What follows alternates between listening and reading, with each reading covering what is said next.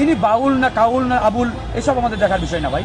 আমরা তার শাস্তি চাই, তার বিচার চাই ভাই। আমি একজন মুসলমান, এটা আমার সবার আগে পরিচয়। তারপরে আমি কোন দল করি, কোন মতের, সেটা পরের বিষয়। আমাকে মরতে হবে, আমাকে কবরে যেতে হবে। সুতরাং সেই বিষয়টা আমরা সবসময় চিন্তা করি, আমি নিজেও চিন্তা করি। তো সুতরাং আমার সৃষ্টিকর্তাকে নিয়ে, আমার পালনকর্তাকে নিয়ে একজন ব্যক্তি এরকম ধৃষ্টতা দেখাবে, কুরুচিপূর্ণ বক্তব্য দেবে, আর আমরা রাজনৈতিক কারণে তার পক্ষে সাফাই গাইব, আসলে এটা কোনোভাবেই মানা যায় না। আমি দেখলাম যে এনসিপি নামের একটি রাজনৈতিক দল, তারা তাদের পক্ষে বিবৃতি দিয়েছে। আমি গতকালকে এনসিপির কয়েকজন নেতার সাথে কথা বললাম। তারা বলল যে আমরাও আসলে এই বিবৃতির বিরুদ্ধে, আমরাও চাই না দল এই বিবৃতি দিক, কিন্তু একটা গ্রুপের চাপে নাকি এই বিবৃতি তারা দিয়েছে। এই কারণে কিন্তু তাদের দলের মধ্যেও মারাত্মক রকমের একটা প্রতিক্রিয়া তৈরি হয়েছে।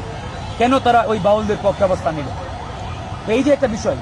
তো এই জায়গা থেকে আমাদের বক্তব্য একবারেই ক্লিয়ার। আমরা এই বাউল, তিনি বাউল না কাউল না আবুল এসব আমাদের দেখার বিষয় না ভাই।